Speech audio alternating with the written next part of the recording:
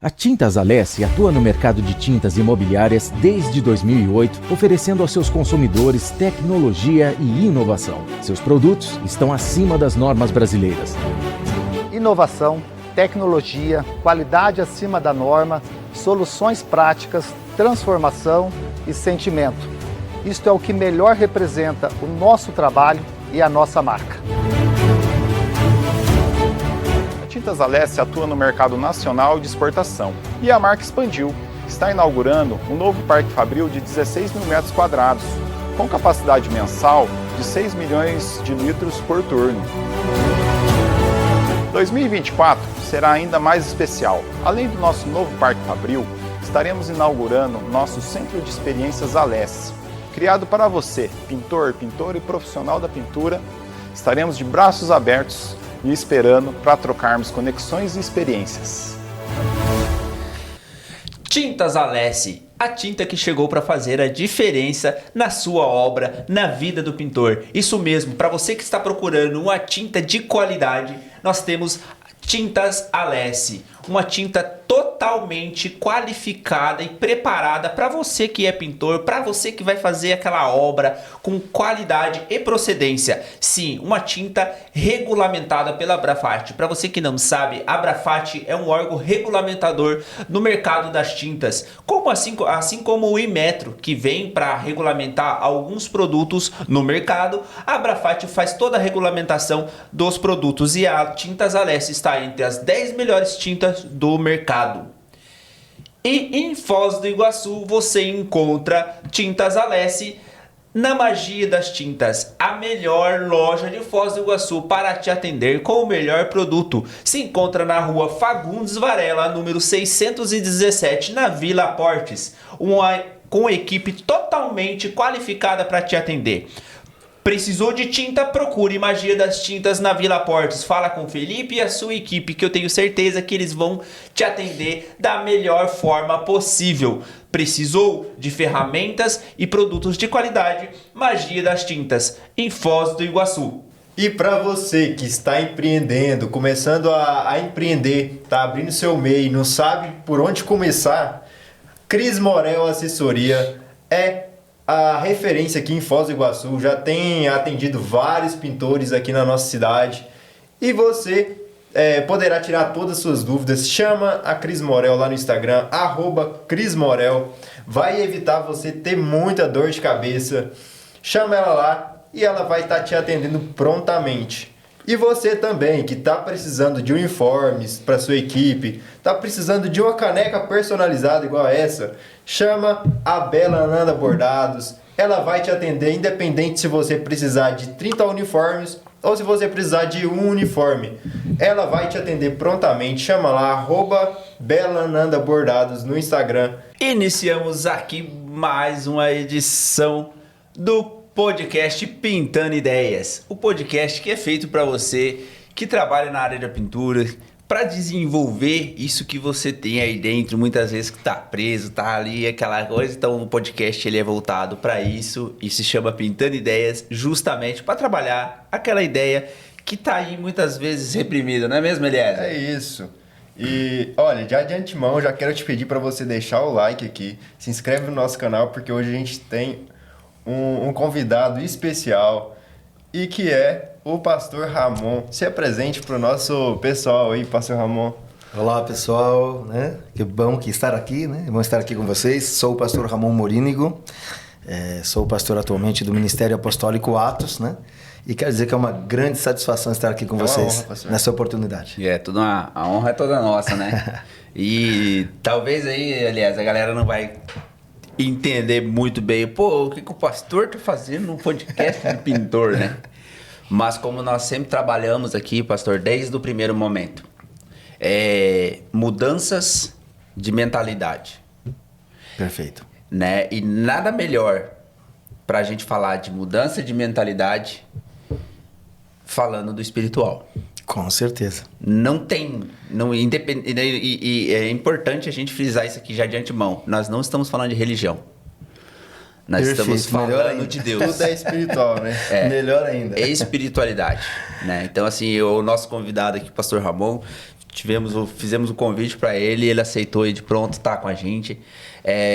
O intuito desse podcast, dessa edição de hoje, é falarmos da nossa categoria, né? Dessas categorias que sempre foi muito...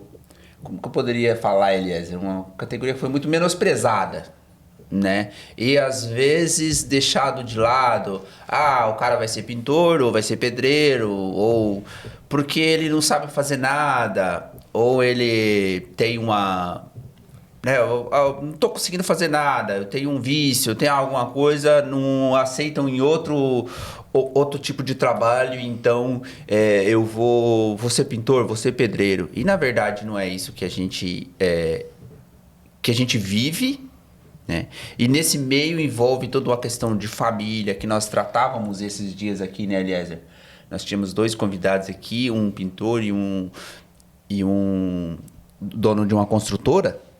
E de repente nós estávamos falando de Deus e de família, meio episódio do podcast, porque tudo se retrata: a família, ao espírito, a nossa crença. Então esse é o fator de nós estarmos hoje com o pastor Ramon, e a honra é grande aí. Então eu gostaria já de começar fazendo uma pergunta para ti, pastor. Bora. Pastor, qual a importância de, independente da profissão que a pessoa vive, ela tá ali próximo, né, tendo um momento de espiritualidade, um momento de vivência com Cristo? Vamos lá, né? Vamos começar do princípio da conversa, né? Quando alguém pergunta, Ramon, você é religioso? Eu digo, não. Mas você não é pastor, cara? Sim, sou pastor. Mas um pastor que não é religioso, me explica esse negócio.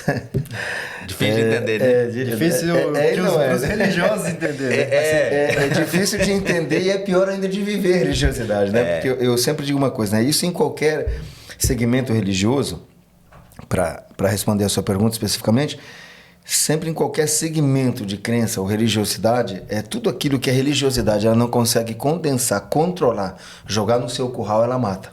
Sim. Então você pode ver que muitas das guerras, dos embates, da grande parte dos problemas que nós tivemos da história até hoje é em decorrência de uma crença. Sim. De uma fé, né? Certa vez eu li algo que pode ser conferido, mas quando a gente pensa em alguém que pode morrer agora para matar aqueles que não acreditam na mesma fé que ele, o primeiro pensamento que vem nos arremete a uma certa religião, certo? Mas quem inventou isso foi o cristianismo. Quem inventou de se matar para matar outros junto com eles foi o cristianismo, suposto cristianismo. E aí alguém tomou essa ideia e usou como prática hoje que um certo grupo, um nicho religioso tem muito essa marca, né? Eu vou chegar ali, vou me matar, vou matar todo mundo. Mas que também não representa aqueles que verdadeiramente vivem aquilo que... por isso que o que criou isso, o que gerou isso foi a religiosidade. Sim. Exatamente. Então, o fanatismo. Exatamente. Então, que não é nada que Jesus nos ensinou, não. Como você disse, isso muitas vezes aqueles que estão englobados nesse sistema de crença, e geralmente, por que nós queremos ser muito religiosos? Porque conhecemos muito pouco daquilo que Jesus falou sobre crer. Estamos indo para a resposta aí, né? Então, tudo isso engloba. Por quê? Porque tudo aquilo que nós fazemos está baseado naquilo que cremos. Se não me engano, aqui é Pedro Basso, número 530 e 31. Tem 2 números lá embaixo que eu vi no prédio, número do prédio. Eu recebi essa informação, né? E se eu não acreditar nisso, eu não estaria aqui. Então, toda informação que eu acredito é a informação que eu vou executar.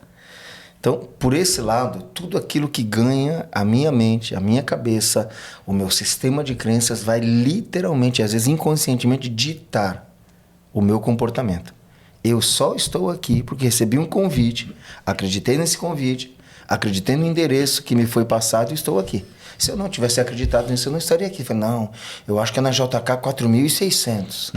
Eu estaria agora lá procurando na JK 4.600 porque eu não acreditei. Então, eu só faço aquilo que eu acredito. As pessoas só fazem aquilo que acreditam. Então, você citou um pouquinho, né? Muitas vezes as pessoas têm uma pequena dificuldade, muitas vezes a classe, né? Tanto dos pedreiros como os pintores, né? Eu tive e tenho a honra de dizer que trabalhei muito tempo com isso. Meu pai era um excelente construtor. Meu pai fazia de tudo, do zero, pintura, ele tudo. Então eu tive a honra, o privilégio de trabalhar nessa categoria com uma orelha, né? Antigamente, como você dizia, né? Era um boa orelha. Então eu vejo assim que tudo aquilo que leva as pessoas a ter um certo comportamento vai levar as próprias pessoas de fora a ter uma percepção delas também. Então, eu assumir o meia-culpa, o culpa meia. Não, o que acontece? Essa classe, muitas vezes, ela é um pouquinho... Né, é visto de uma má forma, a gente que só toma um gole ou que está em outras situações de dependência. Mas isso só é gerado porque existe esse comportamento dentro da classe. Sim. A cultura.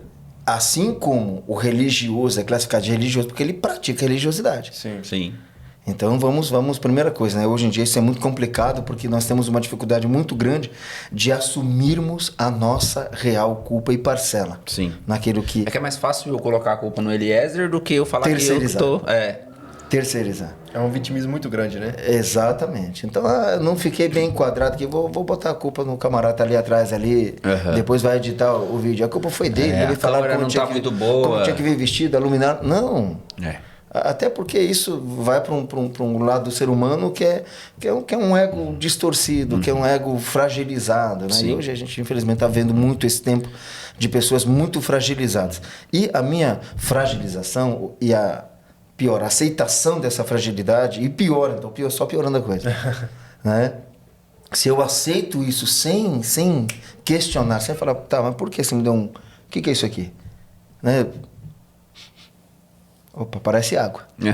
Então eu já não chego, vou tomando de primeiro, eu quero entender. Então hoje nós estamos... uma vodka também. Estamos aceitando. Olha, não sei se já termina a mesa. Mas eu sei que a gente ia falar muito. Mas você vê que pode... Não é porque é transparente que é água. Exatamente. Nem tudo aquilo que parece... Não é porque não cheira que não é. Entendeu? Então, tipo assim, tudo isso faz muito sentido. Claro que não estou dizendo As pessoas são muito rasas hoje, né? Elas não querem aprofundar mais no... Em nada, porque hoje nós temos uma preguiça gigante. O pessoal se torna muito preguiçoso. Quando vem uma dúvida na sua cabeça, pastor, o que você faz? Vou ler, vou pesquisar. Vai 90% das pessoas vai pro celular, né? Vai falar com o tio Google, né? Ou então só aceita que você não precisa. Falou. Nós estamos numa geração que não precisa mais pensar. Então, infelizmente, isso acontece. Quando nós trazemos para nossa categoria, para o nosso trabalho, todas, nós temos uma escala, fugiu a palavra. Começa lá com Deus, família. O senhor poderia me definir isso aí? Eu não sei se eu posso ajudar. Eu acho que você está dando uma escala de valores. E aí porque o trabalho, muitas vezes, a gente acaba colocando acima de todas as coisas. E aí acaba... Nessa escala aí, pastor, como que funciona, basicamente, assim, um termo coerente, vamos dizer? Deus, família... Né? Aí vem as questões que envolvem a família, ocupações da família. Que seria igreja, um lazer, por exemplo. Igreja, aquilo que envolve a família. Igreja, sistema de crenças e coisas. Então hoje nós invertemos coisas.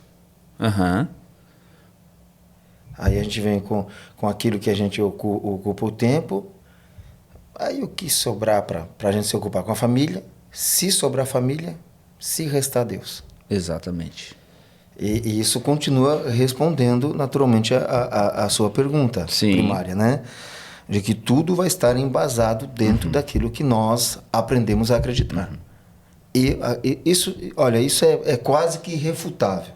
É que não tem como sair desse caminho. Não vou uma posição aqui de inquebrável, aqui de irremovível aqui, mas isso é quase que irrefutável. Você só vai fazer o que você acredita. Sim. E aí vem a grande jogada. Quem é que me motiva a ter uma pessoa com deficiência com bebida alcoólica, por exemplo? Quem é que me motiva a fazer isso? Ninguém me falou, será? Será que nós não crescemos vendo comerciais? Inclusive, eu lembro de uma época de uma Copa do Mundo, não vou lembrar precisamente qual agora, que tinha um comercial de uma tartaruguinha de uma certa marca de cerveja, e que essa tartaruguinha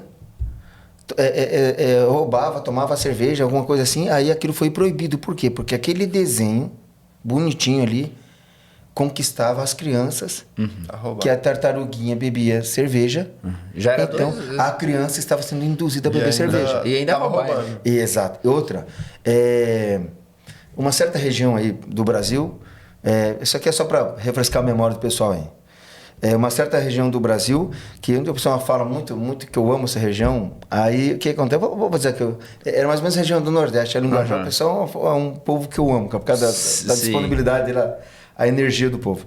E aí, lá, uma das coisas que é muito caro, muito precioso no Nordeste, em alguns lugares lá, é um cabrito. Onde você, não é uma cabra que você tira o leite, você tem um sustento. Sim. E aí vocês vão lembrar de uma certa época, era uma época de Copa do Mundo também, se não me engano, algum tipo de evento assim esportivo, que o cara tava lá assim, ele achava uma pepita de ouro. Aí o cara olhava aquilo assim, ó. Aí, de repente, quando ele ia para um certo lugar, daí o cara tava lá enchendo um copão de cerveja. O cara mostrava para ele. Ele olhava para a pepita, olhava pro bolso, não tinha nada. Daqui a pouco, a próxima cena aparecia ele E tomando, o cara com ouro, e o né? cara... Há uma outra situação que o cara tem só uma cabrita e o cara troca a cabrita, que é a única coisa de sustento dele, pela cerveja. Porque na Me maioria diz aí, das o vezes... que está dizendo para minha mente? Troque tudo pela cerveja. Exatamente. Que o storytelling não tem poder de Exato, cara, nós somos condicionados o tempo todo. Eu tô quase para acreditar no behaviorismo, que é o determinismo pelo ambiente. Tô quase acreditando nisso. Mas isso, cara, se a gente for parar pra pensar mesmo, o ambiente, as pessoas com que você convive, ela vai... Um cara que não bebe, ele começar a conviver numa galera que bebe, que toma ali sua cerveja ou que fuma, os adolescentes passam por essa fase. Sim. Porque ele tá... É o querer experimentar, vamos viver e a aí ele vida. não fuma, ele não bebe, tá, mas ele começa a ir pra escola, pra faculdade. Muitas pessoas reclamam, tipo assim, pô, não é que eu não acho que as pessoas têm que deixar de fazer faculdade, porque não. Pelo contrário. Ao contrário, tem que fazer. Só que realmente é um ambiente que, se você não tiver uma pessoa com a mente consciente do que é necessário para ela vai se perder.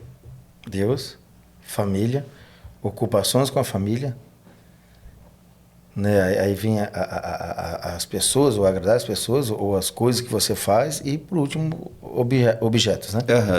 Então, se eu crescer dentro de uma família que tem um sistema de crença sadio, essa família vai ser regrada por esse sistema de crença. Então, muitas vezes, hoje nós deixamos os nossos filhos sendo cuidados, né? Nós temos uma babá virtual cuidando dos nossos filhos desde a mais tenra idade deles.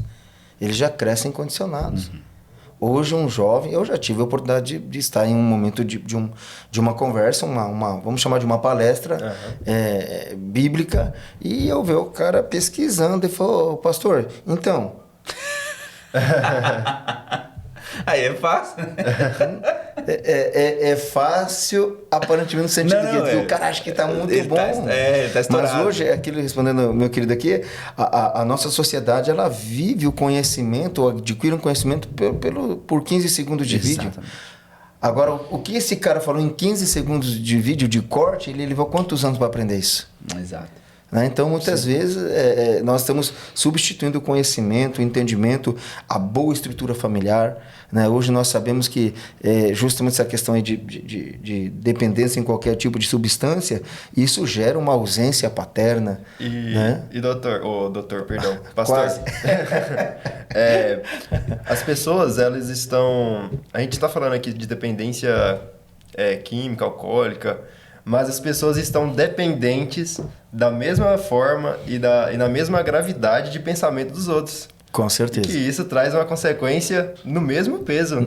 Eu diria que pior ainda, porque aí é uma dependência, vamos chamar de... Até complicado falar cores hoje, né? Porque... uma dependência do jeito que você quiser escolher aí, tá bom? Porque... quando o cara tá do lado ruim da coisa, ele dá uma cor, né? Quando o cara tá do outro lado, a sociedade costuma dar... é a dependência branda, eu vou dizer, a que não parece perigosa. Só que o cara que tem dificuldade com algum tipo de componente ali, de substância que gere a dependência, todo mundo vê, todo mundo vai perceber isso. Mas a pessoa que é dominada e viciada em informação ou desinformação... 99% é desinformação. Exatamente. O cara não tem dependência de uma substância, mas o cara tem uma das piores dependências que também é psíquica. Sim. Entende? E aí o cara não vai analisar aquilo. Eu aprendi uma coisa, que aquele que não busca entender e aprender vai ter que andar pela cabeça dos outros. E tem uma coisa também que hoje está matando muito mais do que a bebida, do que o cigarro ou qualquer outro tipo de substância, que é essa desinformação, porque está acabando com as famílias. Exatamente. Tá matando. Tá afundando. Eu tenho um sobrinho meu e aí ele o dia inteiro, celular. Aqui, não consegue nem te responder, não consegue comer, não consegue nada. Aí beleza. Aí um dia ele parou pra mim. Ô tio, eu preciso comprar um tênis, me ajuda. Deu, como assim, cara? Não, eu preciso comprar um tênis na internet que é mais barato. Eu falei, cara, você tá dormindo com o celular. Não sei se tá tão barato hoje. Mas daí tá, você tá dormindo no celular, cara, e você não sabe comprar um tênis pela internet. Não, tio, eu não sei dessas coisas. Eu falei, como assim, cara? Ele usa pra nada. A exposição a isso aqui, meu querido, tem uma coisa que é pouco falado, mas é algo que emana uma chamada, grosseiramente, uma luz azul. Isso, além de gerar um tipo de dependência psíquica, ele mata neurônios. E até onde, né, se sabe, neurônios eles não se recompõem. Há uma certa, eu não vou saber precisar agora, mas uma certa quantidade de exposição a conteúdos, não estou nem falando de conteúdos pesados, ilícitos, né? Mas estamos falando de conteúdos que é pior ainda. A tela, o conteúdo brando que não tem nada a ver, é videozinho legal. Nenhum. E você a coxa não dá nem para chamar de coxa de retalho, porque as coxas de retalho são pedacinhos que você forma um retalho. Sim. Mas com o que você vê, quase que eu falei aqui uma outra palavra, o que você vê aqui muitas vezes não forma nada. Exatamente. Então você vai ser alguém que pensa absolutamente nada sobre coisa nenhuma em momento nenhum. E tem uma frase do Marlis Monroe, não sei se você conhece, um pastor. Sim, falecido, né? Sim. Ele fala que os seguidores vivem pelo que veem e os líderes vivem pelo que pensam. Então, essa frase é muito poderoso forte, isso. sabe? E aí, nesse universo aí, quem é que me lidera? Hoje é muito fácil ser liderado por qualquer um, né? Há uma frase de Albert Einstein que ele diz o seguinte, que para mim só existe, parece estranho, mas para mim só existe aquilo que eu conheço. Aí ele diz assim, logo, o seu universo é exatamente do tamanho do seu conhecimento.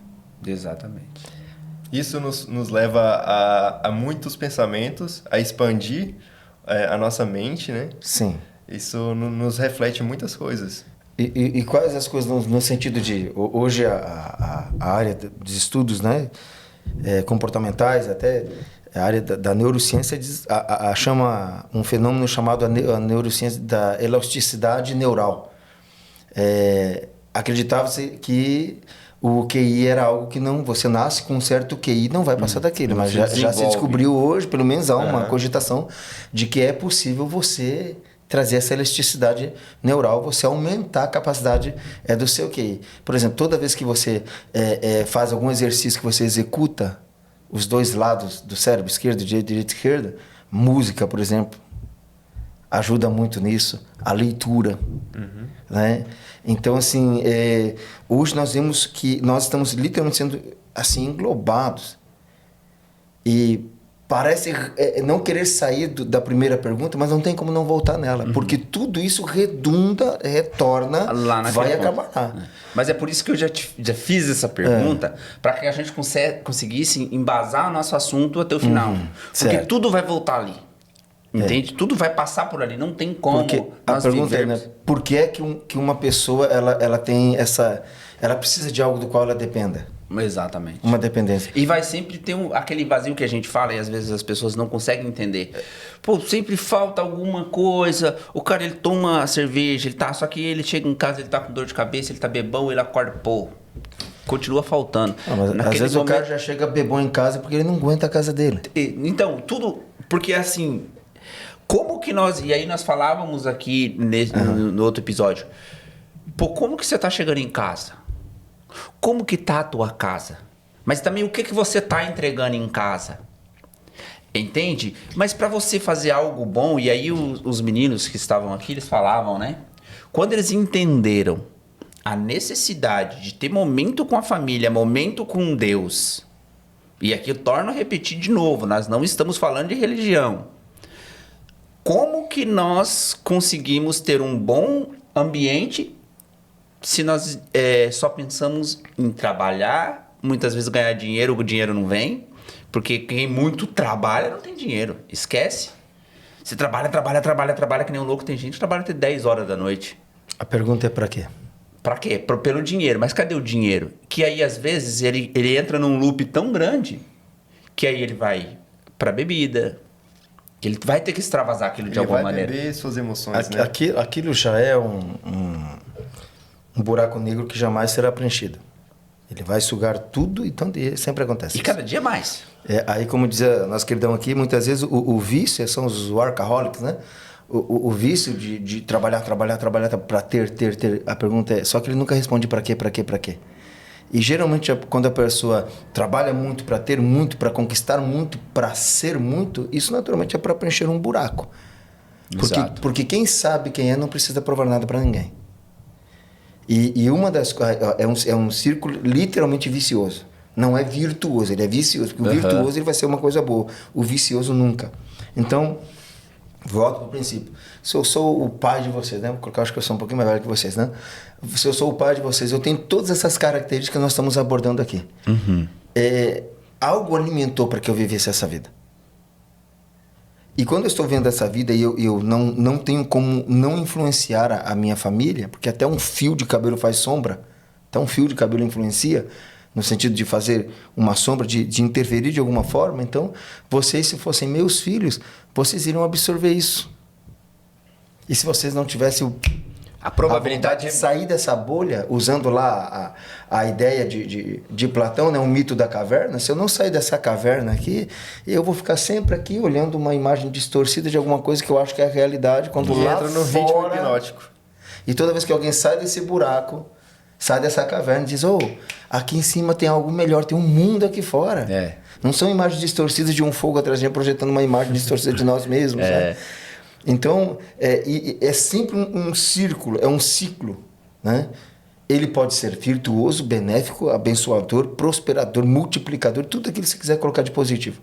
Mas ele também pode ser totalmente o contrário. Porque eu, como pai... E aí entra a questão, por que um cara que trabalha em certa área, ele tem lá dificuldade com bebida, com alguma coisa, com qualquer vício, ele vai levar isso para dentro de casa? Cara, diz para mim, quem é que gosta de estar perto de uma pessoa dependente? É difícil, é complicado. É doloroso. Né? E ainda mais se forem substâncias entorpecentes, né? A pessoa não dá nem para conversar, aí vai aflorar, quem sabe, uma personalidade que está ali escondidinha, agressividade, ou fala demais, ou não fala nada. E aí a família, porque tudo é comunicação, até meu silêncio diz alguma coisa. Começa a definhar a família, você vê que um filho tá agressivo porque ele tem que defender a mãe do pai que às vezes chega alcoolizado em casa, mas aquilo também desencadeia nele, quando ele vai para um relacionamento, aquilo vai afetar o relacionamento dele, ou a esposa vem de um relacionamento com uma família conturbada, entendeu? Então gera um ciclo. As pessoas, elas se aproximam de pessoas iguais, né, a ela. Então, assim, se ela já vem desse lado... E isso é uma coisa interessante, né? Nós ouvimos a vida inteira que os opostos se atraem. Mas não, mas estamos iguais se atraem. Iguais. É muito complicado. Aí você fala, poxa, mas eu conheço uma pessoa, quem sabe um casal, que geralmente o cara é totalmente agressivo, abusivo, né, narcisista, hedonito, se você quiser colocar de um, coloca no lugar. E a mulher toda aqui... Talvez o pai dela era assim. E o que ela acontece? Tá buscando preencher o pai dela. Exatamente. O que é isso? Um sistema de crença, quem sabe não consciente, mas subconsciente. Então ela está fazendo o que ela acredita. Por mais que ela não... Exatamente. Aquilo não... Para ela é É interessante, essa semana eu conversava com uma pessoa e eu falava assim, muitas coisas que a gente faz, a gente nem sonha que a gente vive aquilo, que a gente passa por aquilo, que você faz aquilo porque tá no teu inconsciente. E você não tem essa noção. E aqui eu torno a falar de novo, nós não estamos falando de religião. E aí eu vou usar um exemplo. Hoje está o senhor aqui, pastor, mas poderia ter um padre aqui. Qualquer outra. Entendeu?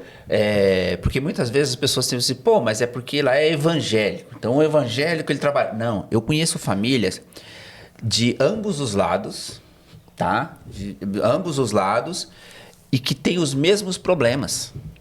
Porque isso não está na sua religião. Sistema religioso. Não está na pessoa. Exatamente. E o nosso país também, ele vem de uma cultura bem, como que eu vou dizer, uma cultura que já, lá desde de quando foi basicamente, vamos dizer assim, fundado, descoberto. Se é que foi descoberto. Já vem aí essas questões. Mas o que chegava de fora? Como isso foi imposto para nós, como os brasileiros que basicamente não somos? Entendeu? Então isso não é de nós.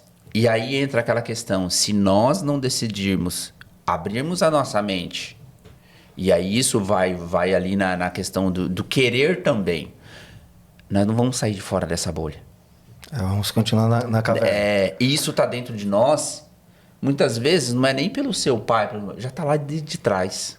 Isso vem gerando, né? E às vezes também não teve dentro da sua família, mas tinha no teu vizinho ali e aquilo vai gerando aquele ciclo de vida que você tem. Por que muitas pessoas ainda não saíram da escravidão, né? E muitos acham que saiu. Ou sai de uma escravidão para entrar em outra. E falando de país, sabe? O Brasil, ele viveu numa escravidão. E por que muitas pessoas da sociedade hoje ainda não saiu dessa escravidão? Talvez por ser filho da escravidão, ou no mesmo trazendo ali pelo âmbito da filha com o pai. Eu gosto de pensar que... Inclusive, quero indicar aqui um livro. Rapaz, eu amo leitura. Laurentino Gomes. Então, escravidão. Então, um cara também que come livros também. Fala muito sobre essa questão da escravatura no Brasil e no mundo, né? O que acontece? O Brasil, se não me engano, ele recebeu mais de 12 milhões de escravos. E aí vem toda uma questão até hoje, mas vamos lá. Então, de que ponto que eu quero partir e continuando o pensamento aqui? É que se nós não conhecermos a nossa história e não conhecemos a nós mesmos, há uma frase que diz assim, né? Que quem não sabe para onde está indo está perdido antes mesmo de sair. E eu gosto de pensar, qualquer lugar serve para quem está perdido. Então, quem tem objetivo, ele precisa conhecer a sua capacidade para chegar até lá. Não tem, então aperfeiçoa. Eu vou dizer isso aqui porque vai parecer ufanação, né? Hoje em dia tudo é... Mas vamos lá. Por exemplo, né? Estamos falando que é um segmento, área de pintura, né? Conhecimentos nessa área. Se nós fôssemos agora pensar, quem sabe sem mencionar nomes, né? Para não gerar ciúme na galera aí, mas vamos lá. Se fôssemos pensar agora, hoje, no cara mais top na pintura em Foz do Iguaçu, vem um nome, certo? Esse cara chegou lá como? Ficando em casa com um pincel com metade só de uma cerda? Pintando com tinta guache? Ou o cara foi aperfeiçoando, foi crescendo, foi aprimorando, buscando... Estudando conhecimento, crescimento... Investindo, mudando como pessoa, porque não adianta você ter 1 trilhão de ferramentas, equipamentos, qualidade de serviço se você não tem saúde emocional. Só que aí nesse ponto, pastor, entra um ponto importante. O cara que definiu fazer isso, ele já mudou a mente antes dele fazer. Já mudou a mente. Entendeu? Porque ele só vai precisar buscar o recurso correto para se tornar naquilo que ele colocou como objetivo. Exato. Porque o cara que está aqui, que ele investiu, principalmente na pintura, não tem como você ter muito dinheiro, montar uma empresa de pintura top se você não tem conhecimento, você vai quebrar. E você precisa conhecer não só a sua área. É por isso que eu falo, tudo é conhecimento, tudo é entendimento. E tudo é informação. Porque as informações se tornam em crenças e crenças se tornam em comportamentos. Então eu preciso crescer não só na área da minha especialidade, que é muito importante, por favor, bora para cima. Mas eu preciso primeiro me conhecer como pessoa. Sim. Então, se eu não me conhecer como pessoa, né, aí eu, como eu disse, você lançar desafios para você crescer como pessoa. Ativar sua identidade. Ativar sua identidade. Aí entra a questão primordial. Porque quem não tem identidade está fazendo o quê? Vai para onde? Quem ele é? Entende? E hoje é um fenômeno na sociedade, se eu estiver enganado, alguém me corrige aí. Mas alguém que vive uma paternidade falida e que é... Olha, alguém pode pesquisar no tio Google aí, vai ver quantas pessoas hoje no Brasil não têm o sobrenome do pai. É loucura, né? É milhões, mas é muita gente. Dá mais contingente do que muitos países aí. E isso por si só já é uma influência na vida do ser humano. Né? É aquela coisa que a gente vem carregando na mochila. Né? Não, mas pra mim é tudo bem. Não é tudo bem. Você vai, começa a conversar com a pessoa, você vai... Esse está dizendo tudo bem, ele pode estar dizendo porque ele está realmente curado disso, mas ele só é curado daquilo que ele conhece, ele tratou. Ou ele está dizendo isso para... Tampar a ferida. Tampar a ferida, que só vai esconder. crescer uma gangrena, vai crescer. Então, a ausência paterna ou falência paterna gera senso de não pertencimento, senso de não merecimento e a deturpação da identidade da pessoa. Ou seja, a pessoa não sabe quem ela é no mundo. Ela não tem um objetivo, ela não sabe por que ela está aqui. Ela não se sente merecedora de nada. Já viram aquelas pessoas que falam, cara, tamo aí, né? Sabe?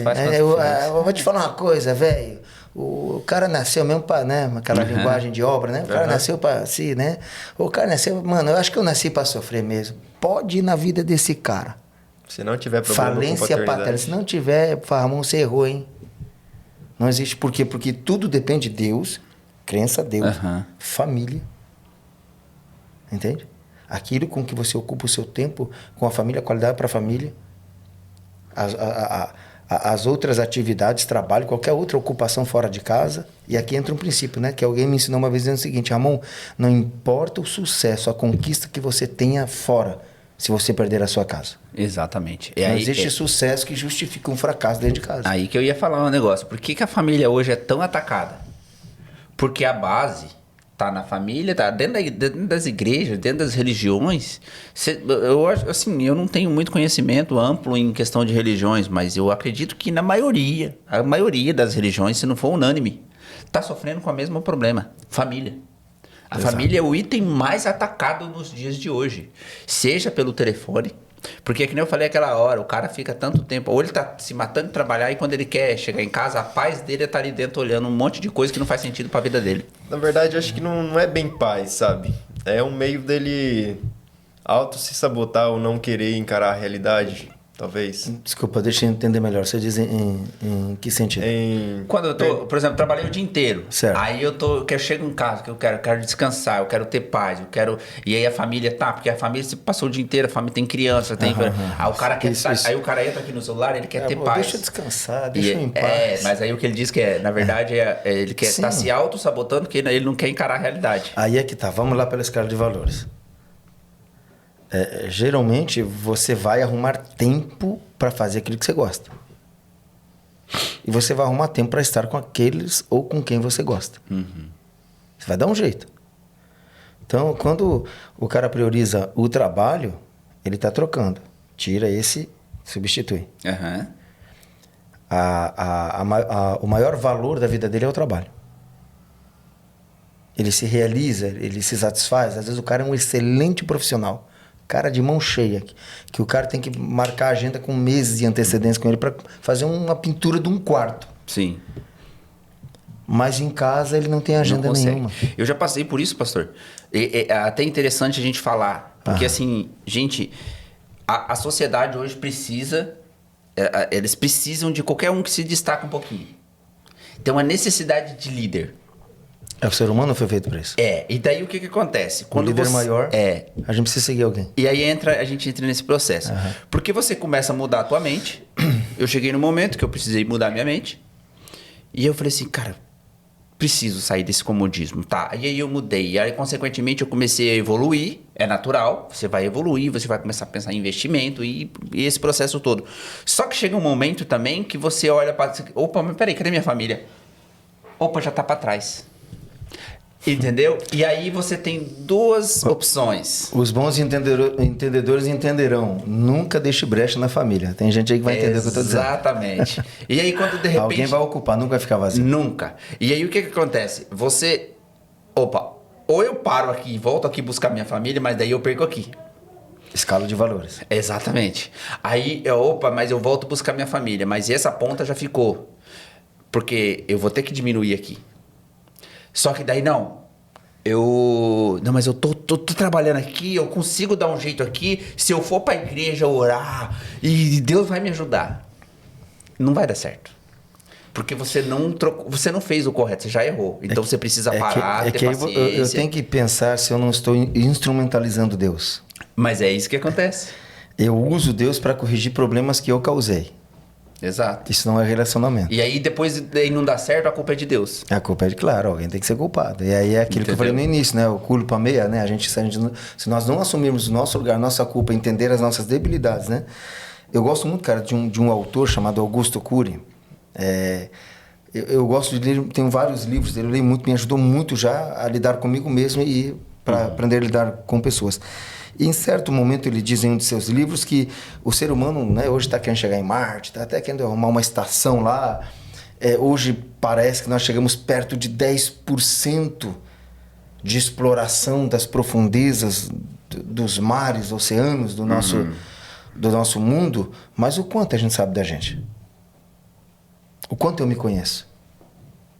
O quanto, se você me perguntasse agora, Ramon, quais são seus predicativos positivos e negativos? Quais são suas qualidades positivas e negativas?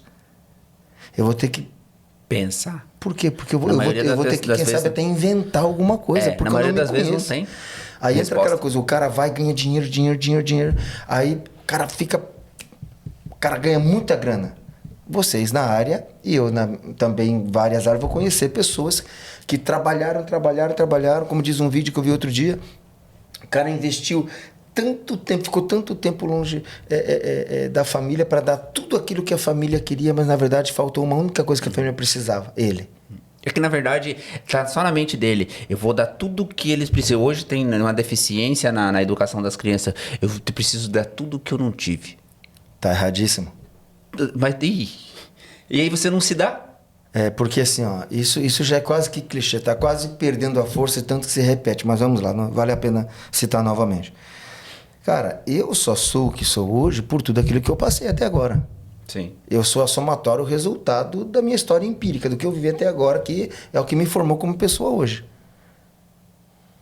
Agora, se eu quiser que o meu filho, o Rafael, só tem um, então eu sempre falo pro Rafael, eu só posso errar uma vez, eu só tenho um filho. Se eu errar uma vez, eu errei 100%. Então, primeiro, eu preciso que meu filho seja igual a eu? Não, ele tem que ser ele mesmo. O que eu preciso é, como pai, mostrar o caminho para que ele encontre a identidade dele e ele seja aquilo que Deus mostrou para ele. Ele tem um propósito. Não existe gente que nasceu, não existe acaso. O teu papel é tentar conduzi-lo. Exato, tentar, mas é ele para gerar a identidade dele, a partir de uma identidade paterna já gerada e curada. Então, o que acontece? Se o meu filho não tiver as experiências dele, se eu tiver que toda hora que aliviar para ele não vai ser o homem forte que eu sou. Vai ser um homem fraco. E aquele que, não vou me lembrar o nome do pensador agora, mas alguém já dizia assim, que tempos difíceis formam homens fortes. Exatamente. Tempos fáceis formam homens fracos.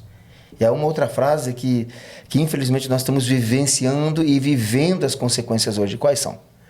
Que alguém dizia o seguinte, se você tem problema com um homem machão, truculento, aquela coisa, imagine, ou melhor, espere até ver do que são capazes os covardes. Então hoje nós estamos vivendo uma época que há macheza, não estou falando de machismo, sou totalmente contra machismo, feminismo, isso para mim é algo que não cabe no meu convívio, machismo, feminismo. Não define, né? Não define, até porque isso só estraga. Isso foge da identidade. Agora, né? feminilidade, né? E macheza, aí sim, entende? Então, uma coisa está destruindo a outra. Por quê? Porque vira essa bagunça na sociedade. É porque, hoje. na verdade, se distorce. Se distorce, é distorção. E aí, Virilidade, né? E aí Exatamente. pega isso aí. Você pega uns camaradas que ele não consegue ter uma voz ativa em casa. Eu aprendi uma frase. Complicado, cara, porque, tipo... No militarismo que dizia assim, uma vez eu machuquei a mão num treinamento lá, assim, praticamente destroncou todos os dedos. Aí eu lembro que chegou um subtenente para mim, o que aconteceu com os dedos tudo tortos assim, caiu um banco em cima. Achei que tinha quebrado tudo. Aí falou assim, dá a mão aqui, soldado. Na guerra é pior. E pegou assim, botou todo no lugar. Bora. Na guerra é pior. Até hoje, eu estralo todos os meus dedos por causa... Isso foi lá em 98, entende? Então, assim, o que isso quer dizer? Você chega assim, coitado, vamos dar baixa aqui no Guerreirinho, vai pra enfermaria, soldadinho. Não, meu irmão. Eu fiquei 10 dias no campo. Chuva, sol, não, mais chuva do que sol, né? Porque eu acho que o exército tem uma previsão do tempo que eles não erram. É 3 dias de acampamento, é 3 dias de chuva. Ou é chuva 10 dias de acampamento, 10 dias de chuva. Ou é chuva artificial, né? Sei lá, eu acho que aquela marca É a oração que é forte. É a oração. Então não tinha, meu irmão. E aquilo me formou um soldado. Entende? Aí tadinho, machucou, dá baixo guerreirinho aí. Eu falo pro meu filho, filho, o seguinte, você tem que viver as tuas experiências. Com certeza. Eu, como pai, não sou o dono da razão, não sei tudo como você pensa, porque a criança, ela até uma certa idade, ela acha que você é o herói da vida dela. E não deixa de ser, mas ela tem aquela visão de que você é perfeito. Então, vai nesse ponto de nós também mostrar pro nosso filho, peraí, o pai também erra. Ela tá buscando espelhar em alguém, né? Exatamente. E quem é? Gente, o primeiro ponto, e isso você pode olhar na psicologia, na psicologia social, comportamental, o primeiro ser que separa a criança da mãe para a existência para o mundo é o pai. É a figura paterna. Ele vai fazer diferenciação de quem é homem e quem é mulher a partir da mãe. Sim. Diante do pai. Isso é regra. Eu falava esses dias, eu vivi num lar que só com o pai. Eu não tive até os meus 12 anos, uma figura que eu me espelhasse como minha mãe, a parte feminina. Não que isso vai me tornar ser feminino, não, mas eu precisava daquela informação para que eu pudesse lidar com a minha família hoje. É o equilíbrio, né? Mas aí tem coisas que eu tive que aprender. Mas eu dou graças a Deus porque eu tive um pastor que soube me guiar e me lidar com isso. E chegava e me falava assim, é oração, é objeção de você também querer, porque assim, eu tinha que lidar com situações femininas que eu nunca tive em casa. E agora eu era o homem da família. E eu nunca tive esse exemplo de como é lidar com uma mulher. Exato. Então isso é uma falha gigantesca. É um fator influente. Então assim, a mãe ela tem uma importância muito grande na vida da criança. Só que um pai, ele vai... A figura paterna, ele vai te moldar a ter garras para viver lá fora. Exatamente. Seja na vida do homem ou na vida da mulher. Porque ela também vai ter que ter inteligência emocional para quando ela casar, ela ter sua família, ela saber como lidar com essa situação. Então eu falo pro meu filho, você tem que ter as suas experiências. Quando o pai te dá uma informação, um conselho, você precisa filtrar esse conselho, porque eu vou te passar as minhas experiências de vida. E as minhas experiências de vida não é o melhor, talvez, para você. Então, você precisa filtrar, tirar aquilo que é importância e faz sentido pro que você está vivendo e pro que você quer viver, e aí colocar em prática. Porque muitas vezes a gente quer impor pros nossos filhos que eles precisam ser assim. E aí é onde que gera um problema que muitas vezes o que a gente cobra dos filhos é aquilo que a gente não conseguiu realizar em nós. Ou que você não consegue ser. Nós queremos realizar nos filhos nossas frustrações. Vou dar um exemplo muito simples aqui. Realizar os sonhos, né? Os meus sonhos. Cara, eu sou... Quer que você seja médico. Eu sou militar desde o calcanhar até o último fio de cabelo. E olha que já fazem 26 anos que eu dei baixa no exército. Então, vamos lá. Eu queria muito que meu filho servisse. Mas muito. Meu sonho era meu filho servir. E eu podia dar meu jeito. Conheço pessoas lá dentro. Marca o nome do guerreirinho aí, ó. A hora que ele baixar, ele só dá o ok no nome dele. Podia acontecer. Mas uma coisa que eu aprendi é isso. Exatamente. O meu filho tem que viver as experiências dele primeiro. Ele não tem que viver a minha vontade. No sentido de eu querer dominar a vida dele. Porque eu estou anulando a identidade dele. Exatamente. A pessoa dele, o ente, Rafael. Então eu falei, cara, vamos orar. Se for da vontade de Deus, você vai servir. Tava tudo certo. Aí uma semana antes, fomos jogar um futebol lá. Um cara deu uma no tornozelo. Ele ficou desse tamanho o tornozelo. Na outra semana foi lá para fazer o teste. Falou, não, esse tornozelo você não serve. Eu, vou ser sincero, eu fiquei frustrado, cara. Eu queria, né? Mas eu tinha no meu coração uma vontade que estava sobreposta àquilo que era meu sentimento. Sim. Meu filho tem que viver as experiências e a vontade dele. Se ele realmente quiser servir, amém. Né? Vai ser a vontade dele e Deus vai direcionar a questão aí. Então, muitas vezes, entra também um outro ponto dentro dessa cobrança, que nós exigimos um padrão dos nossos filhos que nós realmente não vivemos. Sim. Eu vou trazer isso exatamente para o nicho religioso, se é que eu vou chamar assim. Vamos dizer, assim, para o nicho pastoral.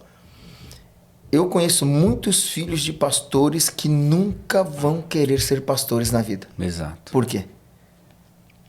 Porque exatamente os pais, o pastor, não o pai, o pastor, que ele também acha que é pai dele, exigia um nível de excelência de comportamento tão absurdo dele, que ele fala, cara, eu nunca vou alcançar isso. Exatamente. E onde entra essa questão em que você diz, o pai também erra.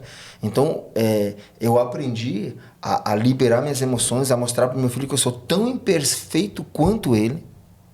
Porque daí ele fala, poxa, se meu pai é tão errado assim, ele conseguiu chegar nesse nível, cara, eu também consigo. O meu pastor Vanderlei Silva, cara, um grande homem assim, e ele sempre, eu chegava para ele com essas questões.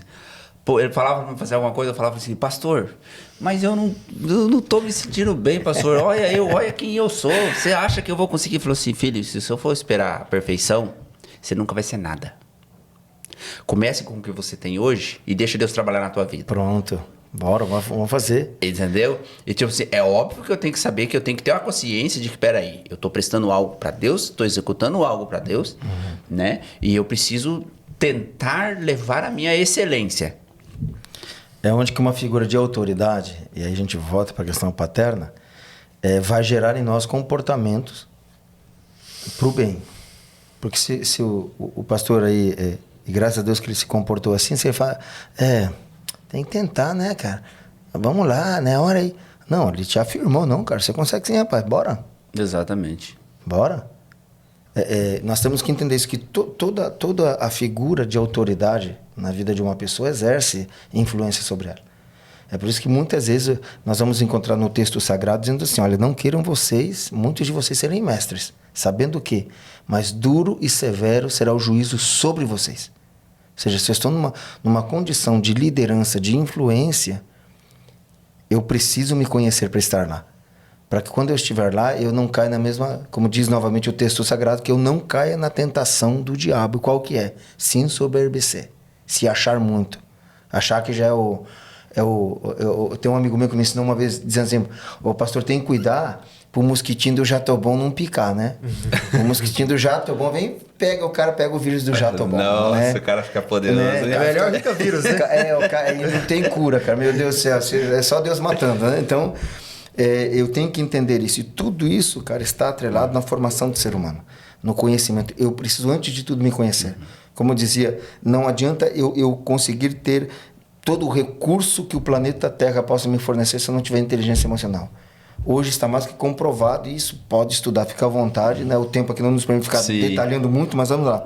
Hoje, acredita-se que se nós dividirmos toda a fortuna do planeta Terra, o dinheiro, em média, cada habitante, que estamos aí, acho que a 8 bilhões de pessoas, nós vamos ter entre 10 a 12 milhões de dólares por pessoa no planeta. Por que a gente não faz isso? Acabou com a pobreza. A questão não é dinheiro, a questão é inteligência. A questão é mentalidade. Vai virar um caos. Se todos ganhassem dinheiro hoje e cada ser humano da Terra tivesse 12 milhões de dólares, daqui 2 anos, no máximo 3 anos, todo esse dinheiro voltaria para a mão dos que são milionários hoje. Por quê? Aí quem tem mais lhe será dado e quem não tem, até o que não tem lhe será tirado. Exato. O que o cara buscou? O cara buscou conhecimento para poder lidar com dinheiro. Desenvolver. E ele ajuda Se o cara não tem saúde emocional, dinheiro na mão do cara é... Eu tava vendo uma comparação dos bancários. O banco não tem dinheiro. O dinheiro, ele trabalha com o dinheiro dos Quem outros. tem Ele ganha dinheiro do... O banco é só intermediário, né? Então, é um Exatamente. ciclo interessante. Pastor, aqui, nós já começar a encaminhar para o fim aqui, uma coisa interessante. Nós, dentro do nosso trabalho, voltamos lá para o nosso início de novo, né? Dentro do nosso trabalho, nós temos lá, nós estamos falando de família, de filhos e etc. Religião não, de... A fé, Espiritualidade. a crença. De fé, de crença, Espiritualidade. exatamente. Então, nossa conversa toda se baseou na nossa crença, no que nós acreditamos, de como nós vamos conduzir. E isso afeta nosso trabalho. Então, nós precisamos entender aonde se posiciona Deus, aonde se posiciona a nossa família e aonde vem o nosso trabalho. E quando eu chego em todos esses caminhos, que eu sigo esse padrão, independente da minha fé ou do que eu sirvo, eu vou ter um padrão de sucesso. Mas aí quando a gente fala sobre essa questão de posicionamento e a gente ter uma boa vivência ali, um bom trabalho, a gente bate lá naquela tecla que nós acabamos de falar, que é a humildade. Dentro do nosso trabalho, independente do que nós fazemos, nós podemos ser a pessoa de maior sucesso se nós não formos humildes. Eu trabalhei com pessoas há pouco tempo que ela não sabia obedecer hierarquia. Uma deficiência gigantesca.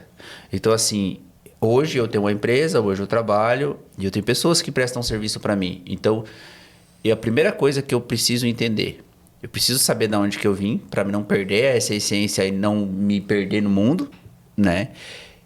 E também saber que essas pessoas podem saber mais do que eu. Na maioria das vezes sabem. Então eu tenho humildade para escutá-las. Isso também é importante dentro de todo esse processo que a gente vive. Então eu gostaria assim que o senhor deixasse uma palavra, né, uma frase aí, algo que para as pessoas poderem refletir, seja dentro da sua fé, que possa trabalhar. E a gente não está criticando, isso é importante, né, Eliezer? Isso aqui não é uma crítica àquelas pessoas que têm... Mas a gente está falando de espiritualidade, de espírito. E se você é uma pessoa que está assistindo, então essa mensagem é para você. Então a gente está tratando pessoas aqui. Exato. Trazendo luz às vezes. Porque uma sementinha plantada hoje, amanhã ou depois, ela pode se tornar a árvore mais valiosa que existe no mundo. Sim. Então, o nosso projeto aqui, a nossa ideia aqui é isso. Tentar trazer um pouco, às vezes, você entender que há, sim, maneiras de você conseguir ser um bom profissional com qualidade, mas você precisa priorizar as coisas na sua vida. Eu acredito que eu poderia pensar assim, juntamente com todos. É impossível o Ramon ser humilde se não reconhecer que tem alguém maior do que ele. A humildade, ela só se apresenta quando você reconhece que tem outro ser maior do que você. Sim. Humildade é se considerar abaixo. Não se diminuir, mas entender e dar direito ao outro de reconhecê-lo como maior. Humildade só existe nesse campo. Então, se eu não reconhecer algo superior a mim, eu nunca vou ter humildade. Dentro desse ponto, dessa percepção toda, eu acredito que a melhor forma de nós vivermos uma vida boa, abençoada, feliz, próspera em todos os sentidos, primeiro, reconhecer que existe alguém maior do que nós, em que nós podemos nos modelar. Dentro do mundo dos negócios, do mundo business, há uma frase que eu ouvi que eu achei muito interessante. Você é o seu melhor ativo. E também você pode ser o seu pior passivo. Você pode ser o seu maior ganho e a sua maior perca. Então, como eu chego nesse lugar de entender e viver que eu sou o melhor ativo? Eu me conhecer as minhas limitações, ir para um lugar de humildade, reconhecendo que alguém pode me ensinar, me modelar com pessoas que estão melhores do que eu, que já chegaram em lugares que eu ainda estou pensando em caminhar. E, claro, sempre isso tudo vai resultar dentro da sua família. Deus, família, seu sistema de ocupação com a sua família, o sistema de crença, a sua igreja e depois as coisas. Se nós se preocuparmos e tentarmos entender esse princípio, eu creio que nós vamos começar a iniciar uma caminhada para melhorar o todo. Então, nós somos o nosso melhor e maior ativo. Então, se eu não investir no Ramon como pessoa, procurar, quem sabe, um bom líder espiritual, um bom psicólogo, sabe? Não é errado, não. Vá para psicólogo é louco. Não, isso está totalmente errado. Totalmente errado. Né? São Nesse ferramentas... mundo que vivamos, precisamos cada dia mais. O texto sagrado diz que Deus nos fez de espírito, alma e corpo. Alma é a psique, é a mente.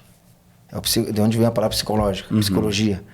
Então, quando nós tratamos da nossa psique ou tratamos as nossas experiências com um psicólogo, debaixo de uma orientação, uma terapia, está tratando a nossa alma. Aquilo que nós não conseguimos sozinho, ele vai nos ajudar. Então, invista em você primeiro.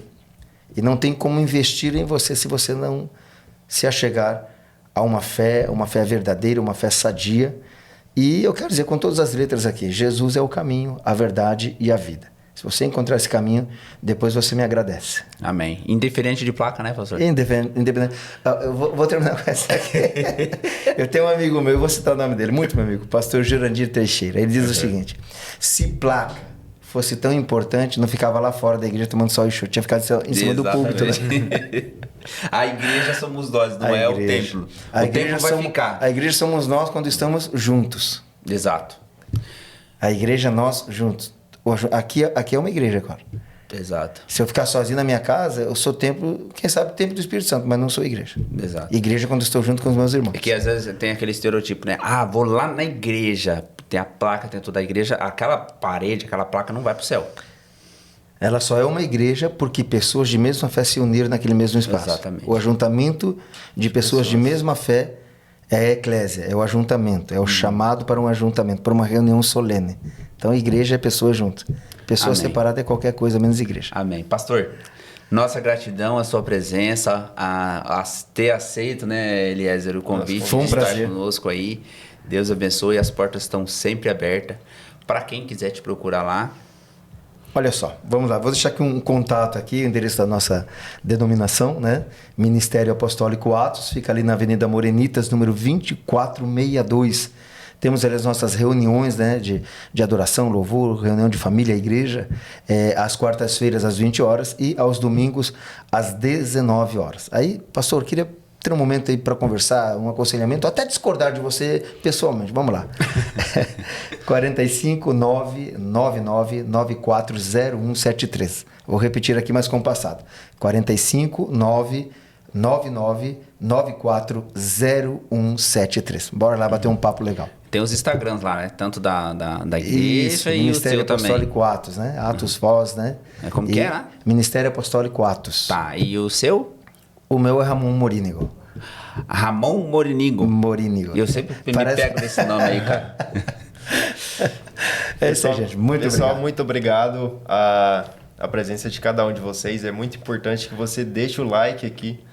Se inscreva no nosso canal. Eu quero também deixar a indicação de um livro que para mim me ajudou bastante no âmbito do assunto que a gente discutiu aqui hoje, que às vezes pode até soar um pouco de uma maneira negativa para as pessoas muito religiosas, que chama Mais Esperto que o Diabo, do Napoleão Hill. É um livro sensacional. E é isso, pessoal. Muito obrigado por estar acompanhando aqui e até o próximo episódio. Valeu! Amém. Deus os abençoe. Até o próximo.